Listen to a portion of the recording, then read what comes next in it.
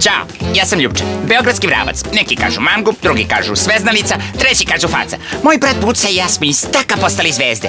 Nismo to tražili, ali ne bunimo se. Sve je počelo tako što je Buca otvorio zajednički profil na Fejsu.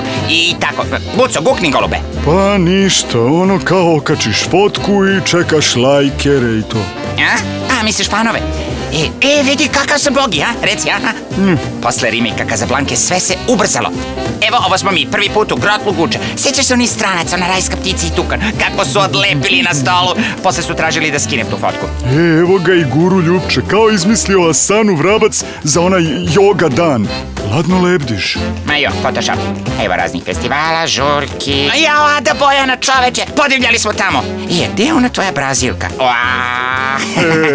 Šta god. A vidi koliko obožavateljki. Pa dobro, ipak je i TV uradio obožavateljke. Dođe Buci jednog dana jedan producent i kaže: hoćeš da glumiš u reklami? Ja mu kažem: šta glumiš, ludilo? Odmah gde si se prijavio? Ovaj nas video u paru i kaže: to, kupljeno! A šta se reklamira, pitam? Oni kažu: banka. Jao, kad se počeo da se smene. Da, evo ovako, histerično. Ma daj, mi dorčelski vrapci, a pace za renomiranu banku. Ludilo, a? A dobro, sredi se, ispalo je okej. Ispalo. I ti si ispao malo kod imaš teške kosti ovde. To TV dodaj 5 grama. Jeste TV, a billboard, a oglas? 5 po 5, Buco, posto si teška kategorija. Ma daj, ja volim sport. Evo, ovo smo išli sa Orlovima na evropsko prvenstvo u košarci. Ima ovaj život svojih prednosti. Ima. I zato smo rešili da iza nas nešto i ostane. Pošto populacija vrabaca u Beogradu stalno opada. Mi pravimo grad za vrapce. Baj, Burazeri vrapci sa Dorčola, Raiffeisen banka i gradski oci.